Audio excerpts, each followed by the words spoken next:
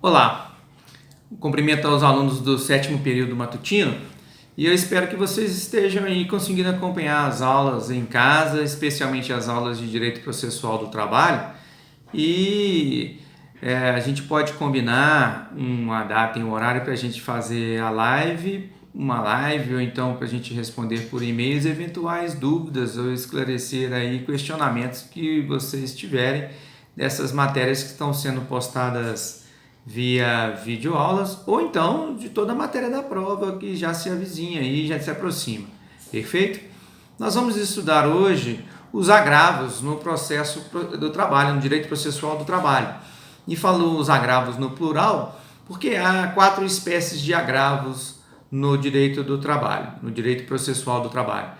O agravo de petição e o agravo de instrumento, que são previstos nos artigos 897 da CLT. Além deles, há ainda o agravo regimental e o agravo interno. É certo que o agravo no processo do trabalho tem uma função diferente do agravo de instrumento do processo civil, o agravo de instrumento que é previsto no artigo 1015 do processo civil, que é o recurso utilizado para impugnar decisão interlocutória. Porém, no processo do trabalho, nós temos a regra, o princípio, da irrecorribilidade de imediato das decisões interlocutórias. Esse princípio vem inserido no artigo 893, parágrafo 1º da CLT. Então, as decisões interlocutórias não são recorríveis de plano no processo do trabalho. Em razão disso, o agravo de instrumento ele tem uma finalidade específica, como a gente verá logo após, que é destrancar o processamento de recursos. Então, as decisões interlocutórias no processo do trabalho elas não são recorríveis de plano, certo? Ao interpor o recurso contra a decisão definitiva, a decisão que decide o mérito, que extingue o processo com decisão de mérito ou não, a parte deve retornar essa questão prejudicial se houver uma questão, uma questão de nulidade. Então, faz uma preliminar no seu recurso principal e retorna essa questão que foi decidida em decisão interlocutória no decorrer do processo. Mas, enfim, nós vamos iniciar falando do agravo de petição.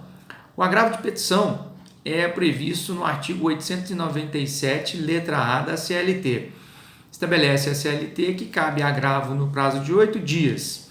Aí fala do agravo de petição das decisões proferidas nas execuções. Então, o agravo de petição é o recurso próprio a ser interposto para atacar as decisões proferidas no processo ou na fase de execução, ou cumprimento de sentença, a execução no processo trabalhista. Mas, enfim, a questão que se coloca é quais são as espécies de decisões que são passíveis de serem atacadas por agravo de petição. Aqui nós vamos trazer um elenco de decisões que é trazido pela doutrina, porque mesmo na doutrina e na jurisprudência não há um consenso, mas nós vamos trazer as principais decisões. E apesar de ser uma matéria que nós não estudamos ainda, a liquidação de sentença e execução, antes de a gente tratar do agravo de petição, vou fazer uma breve remissão de como é a liquidação de sentença e a execução no processo do trabalho. Então imaginemos o trânsito em julgado da decisão, a sentença de primeira instância proferida pelo juiz do trabalho, ao recurso ordinário e o julgamento pelo Tribunal Regional do Trabalho. Vamos imaginar que houve recurso de revista julgado pelo Tribunal Superior do Trabalho, e vamos imaginar até mais, um recurso extraordinário julgado pelo Supremo Tribunal Federal, mas vai chegar um momento que houve o trânsito em julgado. Perfeito? E aí nós iniciaremos a fase de liquidação de sentença. Na fase de liquidação de sentença, ela é regida pelo artigo 879 da CLT. Estabelece que as partes serão intimadas a apresentar a conta de liquidação na liquidação por simples cálculo. E apresentada a conta, as partes serão intimadas a impugnar essa conta no prazo de 8 dias. E aí trata, indicando os itens e valores objetos da discordância. Então, transitado em julgado, o reclamante e reclamado apresentam os seus cálculos e a parte contrária será intimada a impugnar esses cálculos apresentados. E cada parte terá 8 dias para impugnar o cálculo apresentado pela parte adversa, mas a impugnação não pode ser uma impugnação genérica. haverá de ser uma impugnação em que se detalhe o item a ser impugnado e o valor correto que deverá ser apresentado. Ou seja, se a parte impugna alegando que o cálculo da outra parte é incorreto, ela deverá apresentar o valor correto e deve apresentar. Sendo a reclamada que vai impugnar, ela deve indicar o valor do excesso e o valor correto devido. Não pode haver essa impugnação genérica. Mas, enfim, a impugnação apresentada pelas partes, impugnação por parte do reclamante ou por parte da reclamada, o juiz do trabalho ele decidirá. Se for necessário, vai nomear um perito contábil para fazer uma perícia contábil, mas ao final desse procedimento ele decidirá homologando um cálculo. E esse cálculo é a chamada sentença de liquidação. Ela é prevista no artigo 884, parágrafo 3º e também no parágrafo 4º.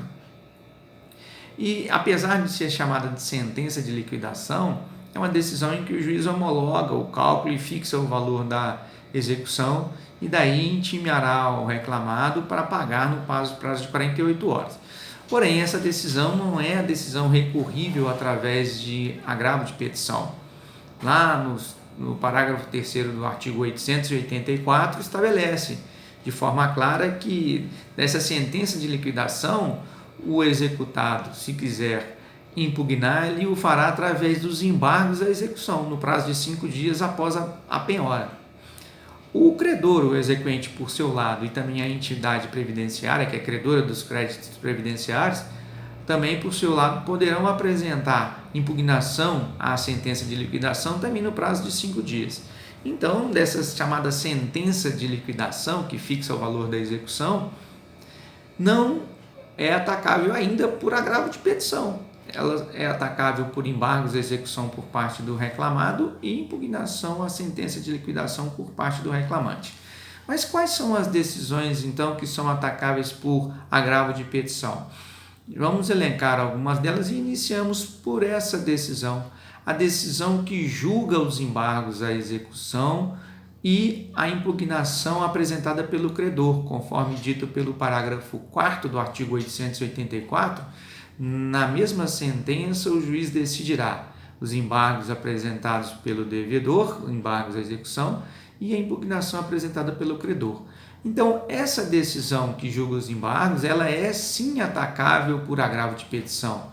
Essa decisão também que julga a impugnação do credor, ela que é a decisão atacável por agravo de petição, e quem julgará o agravo de petição será o TRT.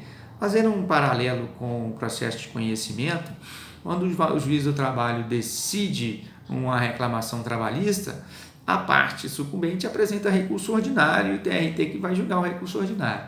Na fase de execução, em apresentados embargos à execução ou à impugnação do credor, o juiz decidirá. Então, a parte que entender conveniente apresentará ou interporá o agravo de petição e a questão será analisada pelo TRT. Mas, enfim, há outras decisões também que serão passíveis de agravo de petição. Geralmente são decisões terminativas ou definitivas que extinguem a execução ou até, eventualmente, decisões interlocutórias mais especiais, mas que têm o efeito também de extinguir a execução. Então, vamos a alguma delas. As decisões que determinarem a extinção da execução nos moldes em razão das causas previstas no artigo 924 do CPC, aplicável aqui de forma subsidiária. Então, a decisão que extingue a execução por prescrição ou por uma outra causa de extinção da obrigação. Perfeito? Outra espécie de decisão também que é passível da interposição de agravo de petição é a decisão que acolhe a exceção de pré-executividade extinguindo a execução. A exceção de pré-executividade pode ser interposta quando há uma nulidade, uma questão de ordem pública nessa execução. Então, antes mesmo dos embargos e da garantia do juiz através da penhora ou do depósito da quantia executada, o executado pode interpor a exceção de pré-executividade, e ela sendo acolhida, essa decisão que a acolhe é atacável por agravo de petição. E aqui a gente faz um destaque. Quando a decisão, a sentença, é uma decisão, interlocutória, ela acolhe parcialmente a exceção de pré-executividade ou ela rejeita a exceção de pré-executividade, contra essa decisão não cabe agravo de petição. E por que não? Porque a questão, como não vai ser extinta a execução, uma vez garantido o juízo, o executado vai ter a oportunidade de embargar a execução, alegando a questão de ordem pública ou eventual excesso. Então a questão ela é renovada e aí sim, após a decisão dos embargos da execução, caberá agravo de petição. Perfeito? Também é passível de agravo a decisão que suspende a execução, nos termos do artigo 921 do CPC, que é aplicável de forma subsidiária. E aqui há uma relevância em razão do artigo 11A da CLT, da prescrição intercorrente. Então, o artigo 11A trata que se o exequente não apresentar meios de prosseguimento da execução, a execução será suspensa e passa a transcorrer o prazo de 2 anos para prescrição intercorrente. Ou seja, então se o juiz decretou a suspensão da execução, mas de forma indevida, o exequente que é prejudicado com essa decisão pode interpor o agravo de petição. Outra hipótese de interposição do agravo de petição contra as decisões que decidem os embargos de terceiro, os embargos à penhora e os embargos à arrematação ou os embargos à adjudicação. Também é uma decisão que desafia a interposição de agravo de petição.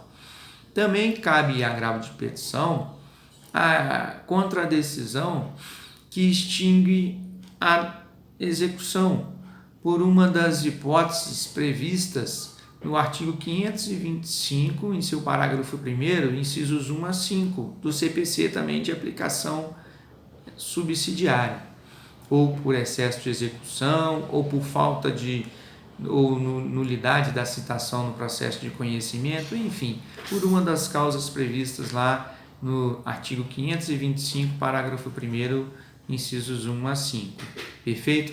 Também cabe o agravo de petição contra a decisão que entender da incompetência absoluta da Justiça do Trabalho para a execução. Então, uma execução por título extrajudicial ou mesmo uma execução por título judicial, caso o juiz do trabalho entenda que é incompetente para processar a execução, contra essa decisão cabe agravo de petição. Mas perfeito. Agora, passados essa análise das decisões que são agraváveis, nós temos que falar do requisito da impugnação dos itens e dos valores, que é previsto no artigo 897, parágrafo 1º. Então, o agravo de petição não pode ser um recurso genérico. A parte agravante tem que dizer qual item que ele está impugnando da decisão e qual o valor que está sendo objeto de impugnação. Perfeito? A não ser que se trate de uma questão de direito que não comporte essa divisão de valores. Por exemplo, uma decisão sobre a penhora de um bem de família.